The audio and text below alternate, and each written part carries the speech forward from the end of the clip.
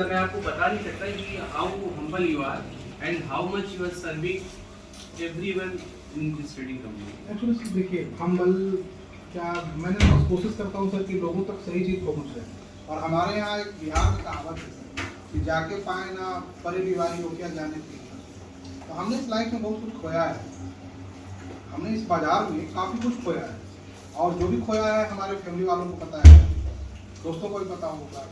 Sir स्थिति हो जाती है इस बाजार में, आदमी को कुछ समझता ही नहीं कि वो काम कर रही है। प्रॉफिट दिखेगा, जहाँ दिखे स्मॉल सपोर्ट के पास है उससे एक बार निकल, क्योंकि मुझे पता है कि लॉस तो इसके ऊपर होगा ना, मतलब वहाँ पुट बाय करना है, फिर एक इसी को बना देंगे, सेम कंपनी यहाँ बने, एक और बना देंगे, एक और बना देंगे, एक और नहीं, एक और चार, एक और 1+, और बना देंगे। आप अगर इसको बनाते हैं तो रेगुलर पैसा बना सकते हैं बाजार से, रेगुलर, क्योंकि बाजार में हमें पता है कि इसके ऊपर बाजार को जाने में कठिनाई होगी। अब आप इस चीज को समझिए कि लाइफ टाइम हाई के ऊपर है, सर इसके ऊपर जाएगा तो बाजार में ढोल बजेगा चारों तरफ से। 18,800 के ऊपर है, देखो बाजार ये आ गया, इंडिया का जीडीपी इतना ही, हंगामा होता रहेगा। अरे आपकी लॉस के पहले पूरा हंगामा होगा। इस बात को समझिए, इतना आसान है क्या? तो आप खुश हो तो मुझे लॉस देने पर तुम ये करना होगा। तो लॉस भी इस प्रकार लो कि जो कि आपको कहे कि नहीं मेरा कैसे सबका, इस बात को समझिए। तो कभी भी पोजीशन कोई आप रेजिस्टेंस के पास बना रहे हैं ऐसा जो लाइफ टाइम रेजिस्टेंस के पास है, तो हैप्पी रहिए, वो इजीली नहीं ब्रेक हो। लाइफ टाइम रेजिस्टेंस को ब्रेक करने के लिए एक बार गिरना होगा, फिर दोबारा जाना होगा, फिर थोड़ा सा गिरना होगा, तीसरी बार। और अगर आपकी फितरत है कि आप बहुत डरपोक इंसान है, तो उसमें भी आप जो 200 रुपये ले रहे हैं और काफी ऊपर का बेच के, तो उसको भी हेज भी कर सकते हैं, जैसे आपने पहले बताया। बिल्कुल कर सकते हैं। पहले तो माइंड में ये रखना है, जब भी कोई ऑप्शन की बाइंग और सेलिंग करते हैं एक्स्ट्रा लॉस, आपकी लॉस इसके ऊपर होगी। दूसरा, अपनी कैपिटल साइज इतना रखना है, इससे ज्यादा बिल्कुल भी नहीं रखना है, बाकी के कैपिटल एडजस्टमेंट के लिए होगा।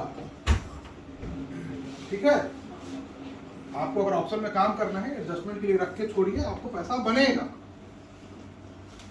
आपकी क्षमता से ज्यादा बनेगा, लेकिन वो चीज आपको सारा काउंट करके रखना है। इसमें मार्जिन फिर कितना लग जाता है? 1-2 का। देखिए, मार्जिन की जहां तक बात है, नेकेड में जाते हैं तो मार्जिन बहुत ज्यादा है। नेकेड में जब आप जाते हैं तो मार्जिन बहुत ज्यादा है, लेकिन अगर आप हेज करके जाते हैं तो मार्जिन बहुत कम है। अब हेज में जाते हैं तो इस बात पे डिपेंड करता है कि आपने किस स्ट्राइक को सेल किया था और किस स्ट्राइक को बाय किया है। नजदीक स्ट्राइक को बाय करेंगे सेलिंग वाले से तो मार्जिन कम लगेगा, जितना दूर आप निकलते जाएंगे मार्जिन उस अनुसार धीरे धीरे बढ़ता चला जाएगा। क्लियर है?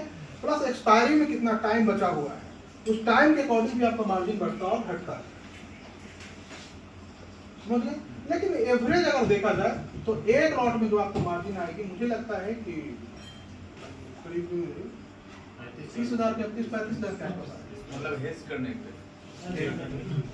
ऐसे तो नहीं कि 1.5 लाख से 1.5 लाख में 4 हाँ, लॉट 30-35,000 आएगा। लेकिन उसके साथ एक चीज और रखना है कि मार्केट अगर उधर ही बढ़ा तो उसके लिए आपको M2M भी रखना है, क्योंकि आपने ऑप्शन की सेलिंग की है, M2M भी तो लगेगा, इसको आप नहीं भूलिएगा।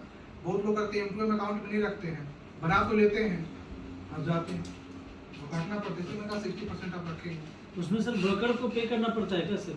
ब्रोकर ऑटोमेटिक काट लेता है आपके अकाउंट से, पे नहीं करना पड़ता। ब्रोकर आपसे पूछेगा थोड़ा ना, नहीं आया ऐसा ब्लॉक कर लेता है। बोला था चेक जमा करिए, वो आपको अकाउंट माइनस हो गया होगा इसके कारण, मतलब आप ब्रोकर का पैसा आप ही ले लिए तो मैंने नीचे जमा किया, चेक वही है सर। उस केस में आपसे ब्रोकर उसमें सर जो पेनल्टी लगता है वो भी कुछ पेनाल्टी भी लगेगा ना, पेनाल्टी भी लगेगा। उसके स्टॉक वगैरह में आप शॉर्ट सेल में फंस गए तो आपको पेनाल्टी मिल जाएगी, या आपने पैसा आपके अकाउंट में कम है और आपने ज्यादा लॉस हो तो 20% का 18% का इंटरेस्ट लगता है पूरे ट्रेडिंग वैल्यू पे। पूरा ट्रेडिंग तो ये सर जो हेज करेंगे ये पहले बाई तो होगा नहीं, नहीं होगा। दूर वाला दूसरा तो पहले सेल कर दीजिए ना पहले सेल करना पड़ेगा, तो उतना मार्जिन चाहिए होगा पहले। सर। एक बात बताइए, एक चाय का दुकान खोलने में कितना पैसा लगता है? और बढ़िया छोटा मोटा दुकान खोलना है तो ढंग का चाय का दुकान 2.5 लाख रुपए 3 लाख लग जाएगा। जो व्हाइट कॉलर बिजनेस है कि इतना है कि चाय की दुकान से भी कम पैसा वसूल है। इतना तो चाहिए, कॉन्सेप्ट क्लियर कर कॉन्सेप्ट हाँ, तो उतना तो चाहिए कम से कम। आप इसमें अगर प्रोफेशन में एज ए बिजनेस करने आए आपको बिजनेस करना है तब तो चलिए। लेकिन अगर आप सोचते हैं कि नहीं ऐसे ही आ जाते हैं कुछ कर लेते हैं तो कर लेते हैं। और इन सबसे पहले कि आपको प्रॉपर नॉलेज लेना होगा बाजार का। अगर आपके पास बाजार का नॉलेज नहीं है, एक्चुअल नॉलेज की मैं बात कर रहा हूँ, फर्जी नॉलेज की बात नहीं कर रहा हूँ, जो अभी आप डेल्टा थीटा, मैंने कभी डेल्टा थीटा समझाई लेकिन इसके बावजूद ऑप्शन समझ में आई, आपको समझ में आया कैसे ट्रेड करना है, क्या करना है, क्या मिस्टेक करते थे। कोई बात हमने पीसीआर की भी की, बुआई की कभी नहीं किया, जबकि मैं औरों से बेहतर आपको समझा सकता हूँ, उसमें भी मेरा प्रैक्टिकल नॉलेज है। लेकिन मैं नहीं बताता क्योंकि यूज ही नहीं करना है तो क्यों बताऊँ उसको। तो बाजार में जाते हो तो सीधा देखते हो चार्ट और पैसा और ट्रेड, आपका माइंड नहीं रहता है ना, तो आपको एक्चुअल चीजें सीखनी है। तो आगे से जब भी आप ट्रेड करते हैं ऑप्शन में, इस तरीके से जाइए, फर्स्ट साइड में लॉस देखिए, मत घबराइए, अपना ऐसे लगे ब्रेक होने दीजिए, उसके नीचे 2 क्लोज होने दीजिए, फिर एडजस्ट कीजिए। अब चार्ट रीडिंग में अगर 10 बार में 4 बार भी सही है तो भी आप ऐसा बनाए, क्योंकि आपकी पोजीशन में रिस्क मैनेजमेंट किया गया। आप बाइंग में भी हो, सेलिंग में भी हो, हेजिंग में भी हो, और आपके पास प्लान है कि मैं इसको एडजस्ट कैसे करूं। क्लियर है? आज जैसे इन्होंने बात की तूफानी है, कि साहब तूफानी है मैं करता हूं और अच्छा लगता है, उसे समझना है ऐसा क्या है तूफानी है जो आपको पैसा बना के देता है। इससे पहले क्रेडिट और डेबिट स्प्रेड भी हुआ करता था ना, ऐसा तो नहीं है कि नहीं था। कैसे क्रेडिट स्प्रेड से बेहतर, इस चीज को समझना है कि अगर एक क्रेडिट स्प्रेड से बेहतर है तभी तो पैसा बना के देगा, और क्या क्या इसमें खामियां हैं ये भी जानना जरूरी है। जब इसकी गलतियों को जानेंगे तभी आप कुछ कर पाएंगे, तो उसे भी समझा देते हैं, और उसको और डाउट रहेगा तो कल समझाते हैं। क्लियर है? पर चार्ट ट्रेडिंग पे फोकस करना है। चार्ट ट्रेडिंग नहीं आएगी तो फिर कोई भी ट्रेड कर लो आपके लिए मुश्किल है। जहां ऑप्शन बाइंग में आपको सीधा लॉस की संभावना थी, अब ये ऑप्शन बाइंग कहता है कि आपको एडजस्टमेंट का अवसर देगा। एडजस्टमेंट भी मल्टीपल टाइप के है, वो डिपेंड करता है कि आपका पैसा, आपकी पोजीशन साइजिंग, आपकी चार्ट ट्रेडिंग, आपकी एक्सपीरियंस, ये 4 चीजें डिपेंड करेगा कि किसका एडजस्टमेंट कैसा होगा। एडजस्टमेंट का मतलब ये नहीं होता कि हम अपनी पूरी लॉस को काट के निकलेंगे। 100 रुपए का लॉस है तो हम 100 रुपए ही कवर करेंगे। एडजस्टमेंट का मतलब ये होता है कि 100 रुपए का मेरा रिस्क है, इसको 90 रुपए पे ले आते हैं, 10 रुपए का रिस्क हम लेते हैं। तो जहां आपको 100 पॉइंट का रिस्क होना था वहां आपने 10 रुपए का रिस्क में बाहर निकला। ये सिर्फ ऑप्शन में ही संभव है, लेकिन अगर दूसरे इंस्ट्रूमेंट में आप जाते तो वहां ये चीज संभव नहीं है। ठीक है? और दूसरे की इसको आप मल्टीपल वे में काम कर सकते हैं, अलग अलग प्रकार से। क्लियर है? तो ऑप्शन में जो भी लोग आप लोग जाते हो या इससे पहले भी काम करते थे, तो ऐसे कीजिए जो स्कैल्पिंग करते हैं। स्कैल्पिंग का तो दुनिया ही अलग है, स्कैल्पिंग की दुनिया बिल्कुल। और जिसको एक बार स्कैल्पिंग करने लगा और एक्सपर्टीज उसमें हो जाती है, उसको कुछ और समझ में नहीं आया। बहुत इजी लगता है ना, क्योंकि उसे लॉस बुक करना आता है, परसेंटेज ज्यादा दिखती है, परसेंटेज ज्यादा है, और लॉस बुक करना आता है ना। क्योंकि देखिए आप लोगों को जिनकी लॉस हुई होगी वो रखे रहते हैं लॉस को लंबे समय तक और बड़ा करते जाते हैं, लेकिन जो स्कैल्पर है वो लॉस बड़ा नहीं रखते हैं, उनका सीधा सटन होता है, दैट इज माय एसेट, वो हिट किया निकल जाते, इमोशनलेस, कोई मतलब ही नहीं है। 20 पॉइंट का मेरा रिस्क है यहाँ से यहाँ तक में, तो 20 पॉइंट निकला मैं निकल जाऊँ। नॉर्मल इंसान नहीं कर पाता है। सर आपका हिलेगा मिलेगा स्कैल्पिंग में अच्छा काम करता है सर। 5 मिनट 10 मिनट का टाइम फ्रेम 10 मिनट उसमें के बहुत अच्छा 50 काम के करता ऊपर है कि 50 पॉइंट है। और हिलेगा मिलेगा में एक चीज आप ध्यान रखिए कि ARSI की ब्लैक लाइन है, ठीक है, और ऊपर से 3 EM में जो होता है ये क्रॉस करके ऐसे आ रहा है, तो इन दोनों के बीच में अगर गैप है ना तो मार्केट गिरता रहेगा, और जिस समय ये जाकर इसमें टच हो जाएगा ऐसे, उसी दिन बाजार ऊपर उठ जाएगा। 21 को मत देखिएगा, 3 को देखिए। सर ये 21 ये मींस 21 मूविंग एवरेज, ये एक्सपोनेंशियल मूविंग एवरेज में लगता है। 3 में देखिएगा, 3 में तो वो जैसे ही ग्रीन और ब्लैक लाइन जो मैंने बताया है, तो टच कर जाएगी तो बाजार ऊपर चली जाएगी। सर इसको मैं क्वार्टर टाइम मैं अगर करता हूं सर बहुत रहेगा तो गिरता कई रहेगा, बार टच करके फिर नीचे आ और जाता है। ऊपर की ओर भी अगर जा रहा है ऐसे है और ऐसे का गैप है तो बाजार गिरेगी नहीं, ऊपर जाता है। ये मूविंग कैंडल में या क्लोजिंग बेसिस पे सर?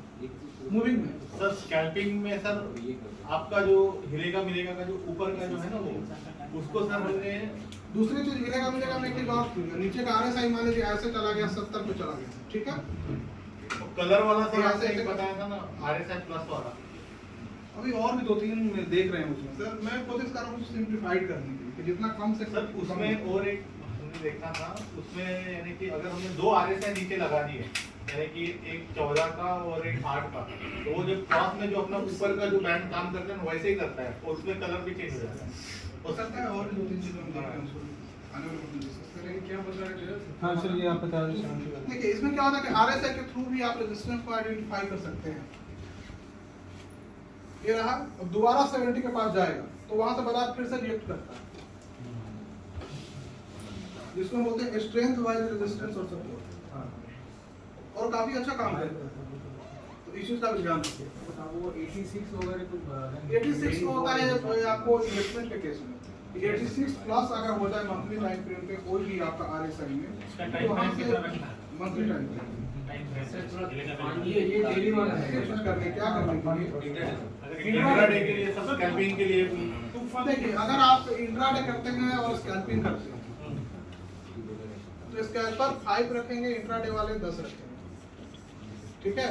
और नए लोग तो 1 आवर से नीचे बात ही नहीं करना, नए लोगों को 1 आवर के नीचे अलाउ ही नहीं, क्लियर है। और जो एक्सपीरियंस पर्सन है उनके लिए मार्केट 9-15 में खुलता है, ये भी याद रखिए।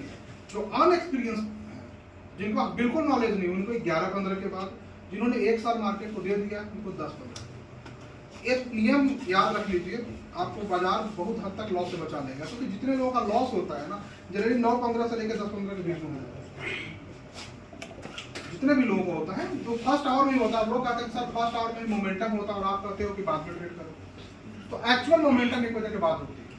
मैं आपको यही बता, जब वर्ल्ड मार्केट ओपन हो जाती है तब एक्चुअल मोमेंटम बाजार में शुरू होती है। जितने भी पैटर्न है, 3 स्टेप हो, किलर वेव हो, जो भी चीज है वो इसी पे काम करती है।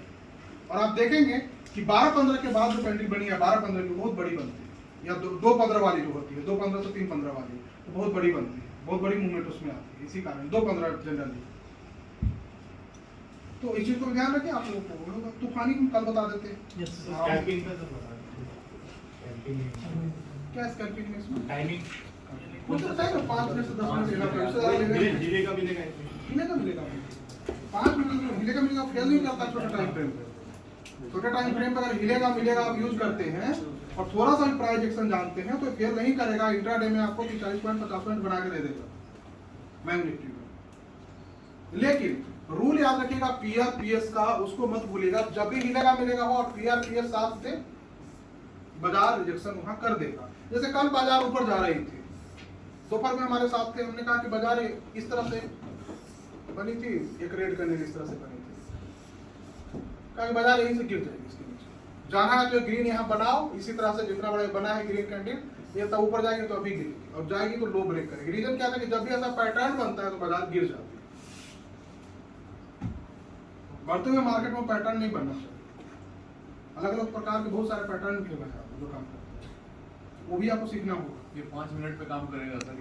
पैटर्न हर मिनट पे काम करता है, क्योंकि पैटर्न बनाया नहीं जाता, बन जाता है।